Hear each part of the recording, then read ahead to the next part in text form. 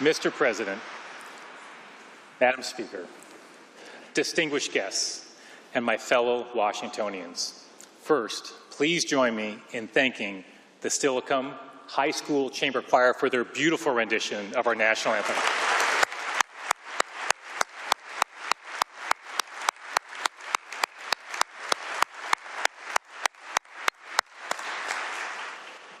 My mom, Betty Ferguson, passed away last year. Before she died, she asked Father Paul Magnano to perform her funeral mass and eulogy. He is, as you might imagine, very close to the Ferguson family. Please join me in thanking Father Paul for his invitation.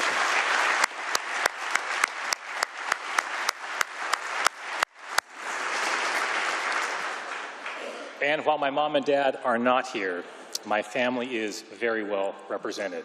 In fact, most of the gallery on my left is family, including 5 of my 6 siblings.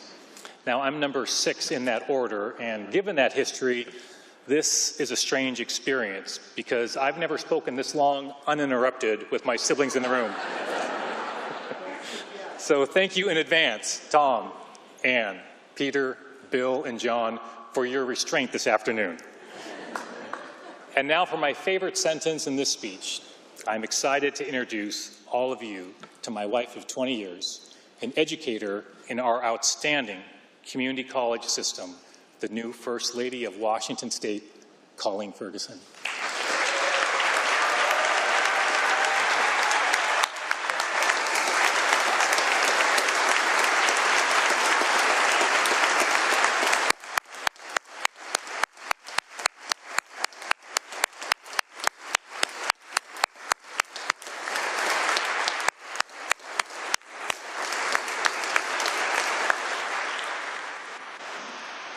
Colleen and I are parents to teenage twins who are pleased to have an excused absence from school so they can join us today. Jack and Katie, here's the one thing I most want you to remember from this day. Being your dad is not only my most important job, but it's a job that gives me the most joy. Your mom and I are very proud of you.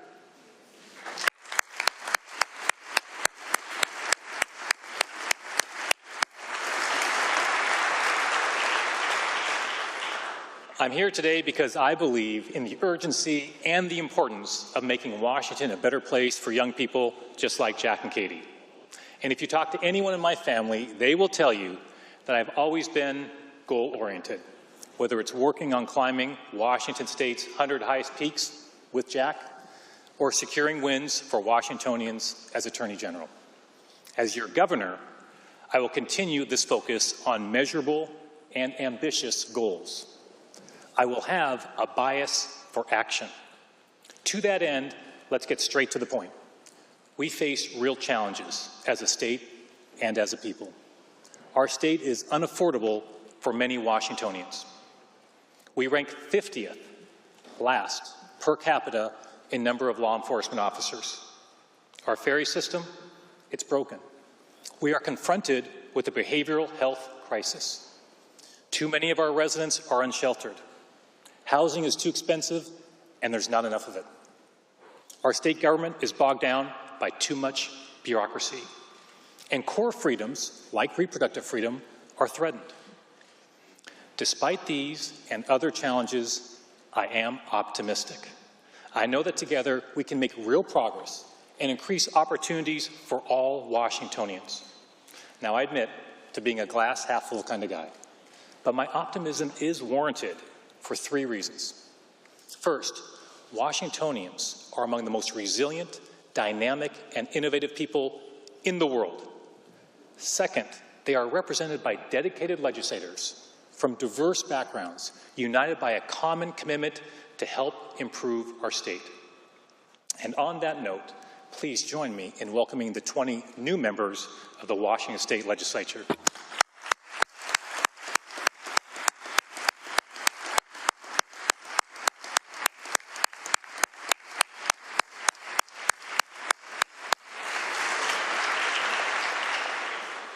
Thanks to all of you for the sacrifice I know that each and every one of you make to serve your constituents.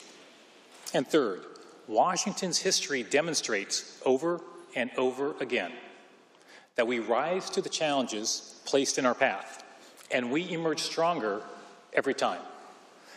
Now, that legacy is personal for me, and because this is my first time speaking in this chamber, and with so many family members here today, I want to share a bit of that history. Both sides of my family were here before we were a state. Back in those territorial days, my great-grandparents on my mom's side homesteaded along the Skagit River, where they carved out a life from the land. They ventured west with little more than determination and a desire to forge their future here. Their comforts must have been few indeed. Meanwhile, on my dad's side, our ancestors made their way to a different part of our territory, Vancouver. The territorial legislature created a school for the deaf, and the school hired my great-great-great-uncle, James Watson, to lead it in those early years. His wife, Cecilia, joined him in this important work, to which they both dedicated their professional lives. A few years after these and other family members arrived, Governor Elijah Ferry delivered the very first inaugural address in 1889. Now, some of you know I collect political memorabilia from our state's history, and I recently purchased an original copy of Governor Ferry's inaugural address in 1889, and it's actually signed by him. It is truly amazing what you can find on eBay. Come by my office and check it out sometime. But as you can certainly appreciate, this audience can certainly appreciate, both Governor Ferry and that legislature faced significant obstacles as they confronted the daunting prospect of literally creating a state government. Ferry understood that, yet he struck an optimistic tone and declared that, with resources superior to those of any other equal area, with a population as enterprising as it is courageous, there is no reason why the state of Washington should not in the near future rank amongst the most prominent states in the Union, nor why the people should not enjoy the priceless blessings of prosperity, health, and happiness. More than a century later, Governor Ferry's family is still here in our state. Please join me in welcoming the great-grandnephew of Elijah Ferry, Tom Kellogg of Swim, and his wife, Kathy.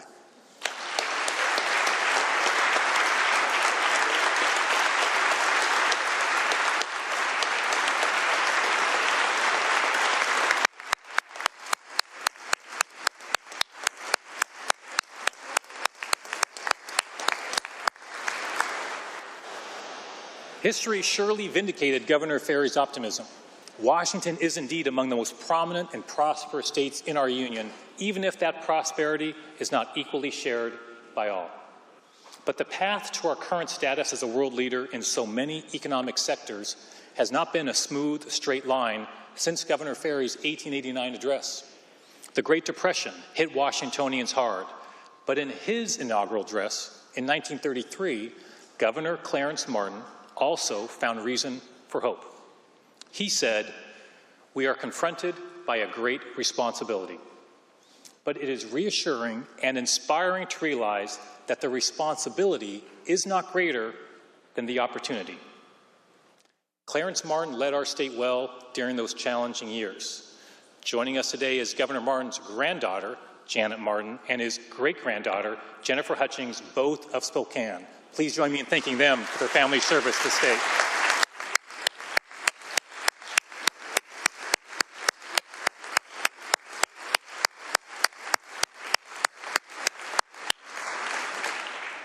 When Governor Martin delivered that 1933 inaugural address, my family was still reeling from a tragedy. My grandfather, Francis Hosman, had just died very unexpectedly while still a young man. His wife, my grandmother, Edith Hosman, was widowed with 5 young children between the ages of 4, my mom, and 12. Edith and Francis owned a meat market in Everett, Washington, which my grandfather operated. The day after his funeral, Edith went to the meat market and took over the business. Now, I don't know how many single moms with 5 kids were business owners in Washington state in 1932, but Edith Hosman, she was one of them. I continue to be inspired by Edith, and the Bible I took the oath on a few minutes ago belonged to her. She never remarried. Edith focused on that small business and her 5 children. Her 4 sons all served during World War II. She ran that business for 20 years before passing it down to one of her sons. And her one daughter, my mom, became a special education teacher in our public school system after marrying her high school sweetheart from Everett High School. My parents worked hard and raised 7 kids. Their lives were undoubtedly very busy, but they still found time to be involved politically. And in 1963, they were amongst the very first volunteers and supporters of a young state representative who launched a long-shot campaign for governor. Dad helped organize the 36th district for that candidate, Dan Evans. My siblings still remember driving around with Dad in an old Volkswagen putting up yard signs. Mom and Dad hosted one of the very first coffees for Dan Evans at our home. We literally still have my dad's handwritten notes with the guest list from that event. They were the type of grassroots supporters who helped send people like us into public life. Mom and Dad saw something in a very young Dan Evans that generations of Washingtonians came to admire. The 60s were certainly a challenging time for our state and country. Here's what Governor Evans had to say 60 years ago at his inaugural address. We are at this moment experiencing great challenges, challenges which test an administration, a legislature, and a people.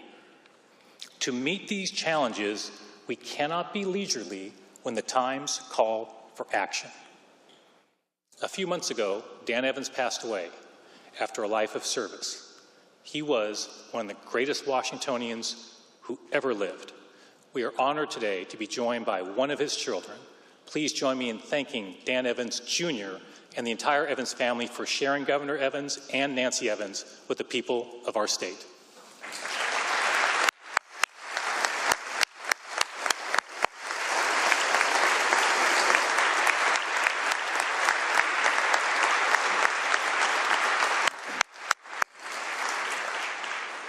By the way, I met with Dan Jr.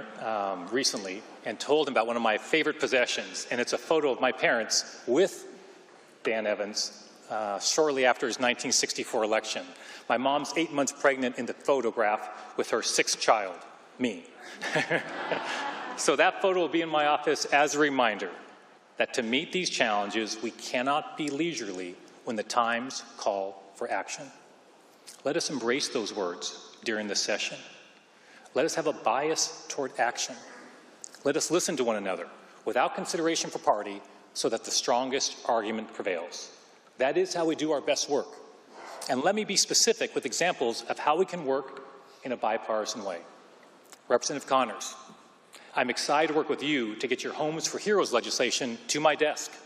Let's recognize the contributions of police officers, firefighters, behavioral health professionals, and other critical public servants and ensure they can access low-interest loans to purchase their first homes.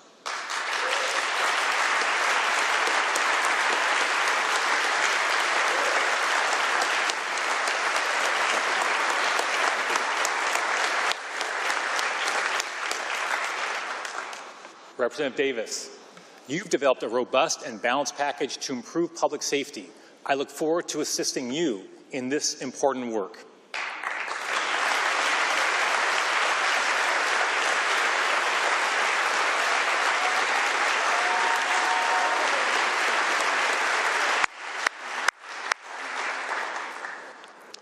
Representative Dent, thank you for joining me for lunch at the Palace Cafe in Ellensburg. I share your commitment to supporting Washington farmers. By the way, that includes ensuring they receive the rebates they were promised under the Climate Commitment Act. Thank you.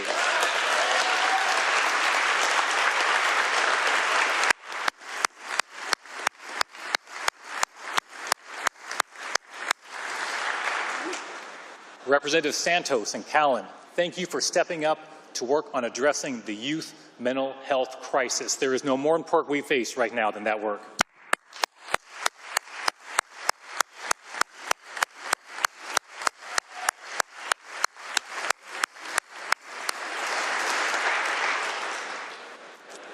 Senator Braun. Where are you, Senator Braun? There's so many faces in front of me.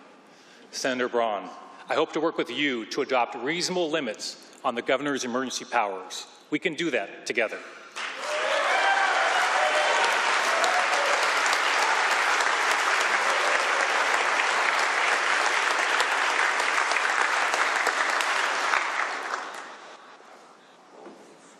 Representative Reed, your proposal to ensure that every Washingtonian with a 3.0 GPA receives automatic acceptance into many of our exceptional state institutions of higher education should be adopted by this legislature, and I look forward to signing it.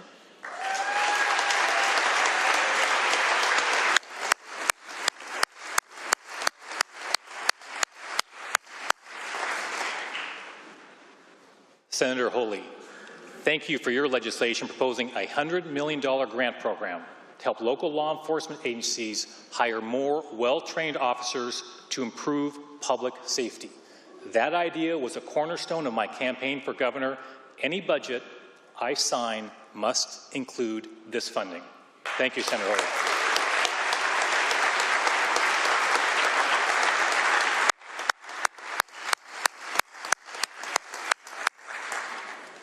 Representative Mena, I support your legislation prohibiting the National Guard from other states from coming into Washington State to advance any president's agenda without our permission. Texas and Montana have adopted similar policies. Washington must join them. Thank you.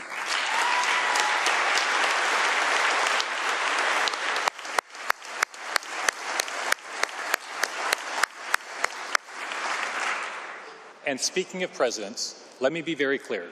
My administration will work with President Trump where we can. We will stand up to him when we must. And that most certainly includes protecting Washingtonians' reproductive freedom.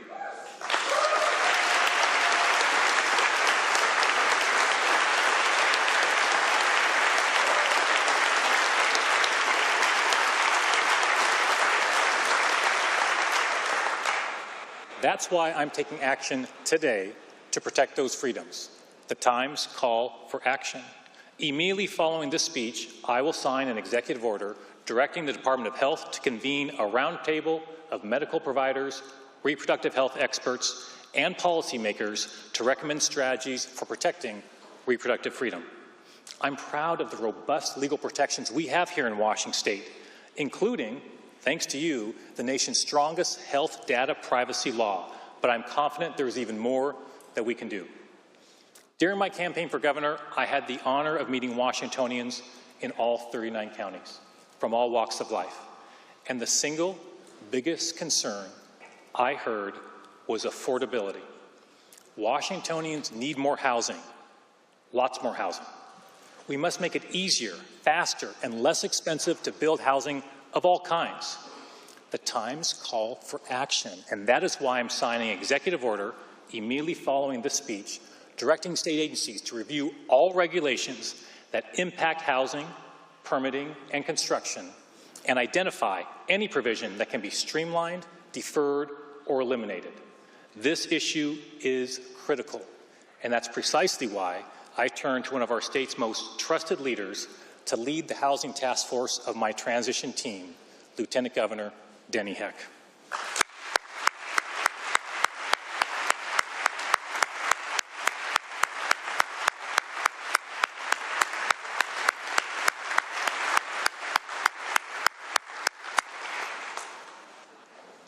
Last week, Lieutenant Governor Heck presented me with a 42-page report containing 20 recommendations to address this crisis, including many that reflect ongoing legislative efforts to expand transit-oriented development, protect vulnerable renters and small landlords, and give local governments tools and incentives to improve housing supply and affordability.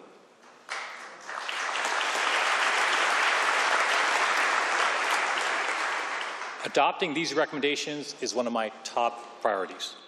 We must also make Washington more affordable in other ways. As Attorney General, my team and I stopped an illegal grocery merger that would have increased the price of groceries for families. We also stopped illegal price-fixing schemes that increased the price of chicken, tuna, and household items like computers and televisions. What did I do with the $100 million my incredible team made those corporations pay? I sent those dollars directly to Washington families. Trust me on this.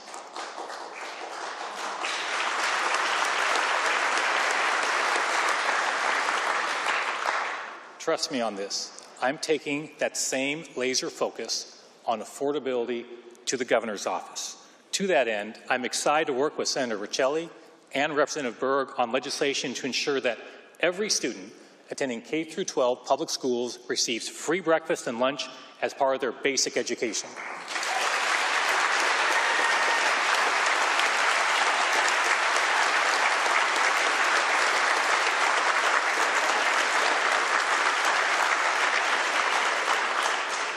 Right now, if you're a single parent working 40 hours a week, making $19 an hour, your child does not qualify for free meals. That is unacceptable, and that needs to change.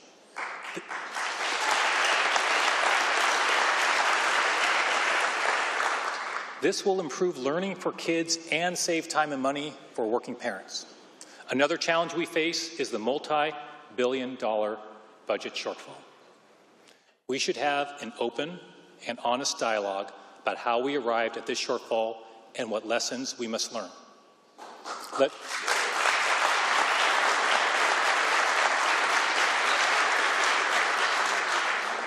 Let us work together to ensure that we correct some of the actions that brought us here. But let me start by saying that the era of assuming unrealistic growth in revenue is over.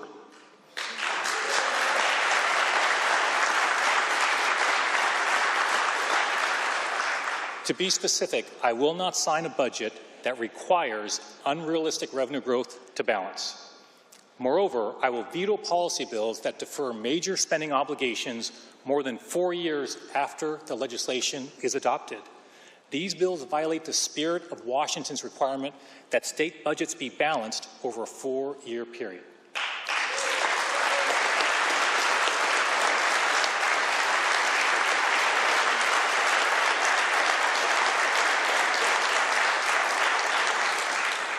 Now let's talk about the challenge immediately before us, addressing our current shortfall. Here's my approach.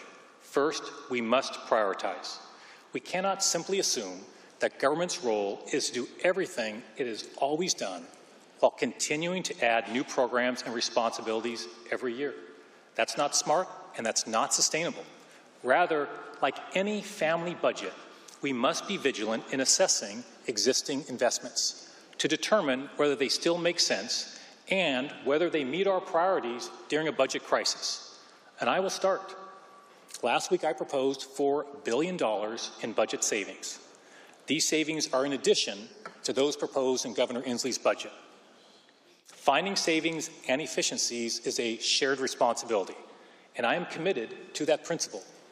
In my proposal, I included a $35 million sweep of the Attorney General's office, an agency that I care deeply about. To meet these challenges, we cannot be leisurely when the times call for action. These times also call for action to improve the way state government serves the people.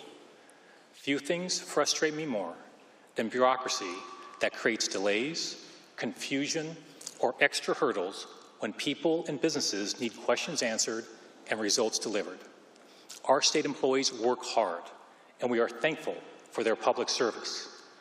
We must do a better job listening to them and to the public to find ways to improve customer service and save money while we are doing it.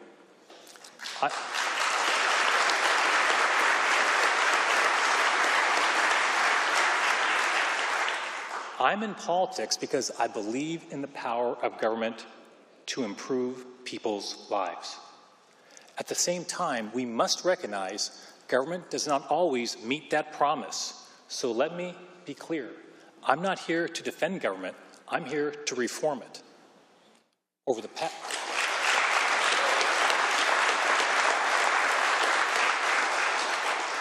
past 8 weeks, I've hired and retained talented cabinet secretaries who share my frustration with bureaucracy that interferes with serving the people and my passion for making government work better. Senator Peterson and Speaker Jenkins, this is probably a good time to apologize for stealing 2 of your committee chairs. Representative Sen and Senator Wynn. I know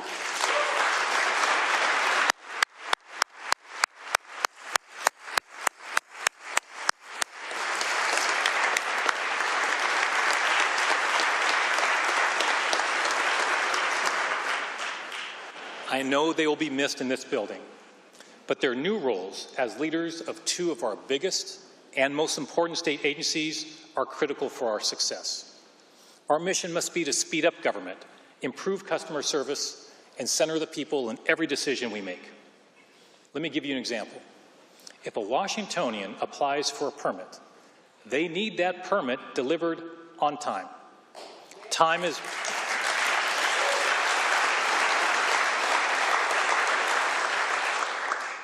money for that Washingtonian and their business. And if the permit is late, why should that Washingtonian still pay for it? That changes now. Immediately after this speech, I'm signing an executive order directing all state agencies to cut down their permit and license processing times. We'll establish quick and transparent deadlines for all agencies to meet. And if an agency does not meet its deadline, they'll refund your application fee.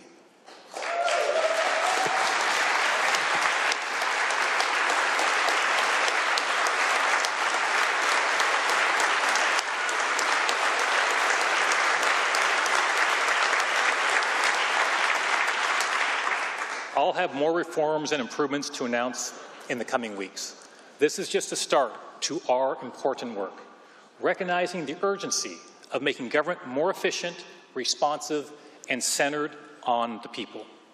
That is the commitment I'm bringing to this office, rooted in my values and the lessons learned from our shared history. I've mentioned the names of several governors today who gave voice and vision to the people of Washington State in challenging times, and the members of my family who inspire me to action every day. Now, like all parents, when Colleen was pregnant with our twins, we gave a lot of thought to their names. Names matter. Names have meaning. Names symbolize things we care about. I'm proud that my middle name is Watson. That name connects me in a very personal way to James Watson and his unique service to the people of Washington Territory and Washington State. My son, Jack's full name is Jackson Murray Ferguson, named after two Everett men of real integrity, Scoop Jackson and my late father, Murray Ferguson. Now, I tried to convince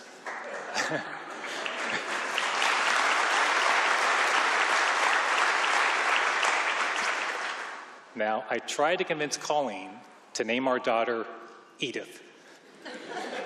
True. Colleen quite reasonably pointed out that Edith in the 21st century is a rather old-fashioned name. She was right, as she usually is, so we agreed on Katie. But I still sometimes call Katie Edith anyway. and I probably always will, because I like to remind her about someone very important in our family history. And because I want her to know that while the name Edith may be old-fashioned, qualities like resilience, hard work, common sense, patriotism, practicality, faith, frugality, service, and sacrifice, qualities her great-grandmother, Edith Hosman, had in abundance. They will never be out of style. Indeed, those are the qualities possessed by generations of Washingtonians that have always made our state and our territory great. Elijah Ferry, Clarence Martin, Dan Evans, they all understood this. In his 1965 inaugural address, Governor Evans provided us our roadmap to solving our challenges. Here's what he said. This administration is not frightened by the word liberal, nor is it ashamed of the word conservative. It does not believe that the words fiscal responsibility are old-fashioned, nor will it ever fear to spend money if money needs to be spent. That's common sense. That's practical. May those qualities guide us in our work together this session. And above all else, let us not be leisurely when the times call for action. Thank you for joining me in serving the people of Washington State.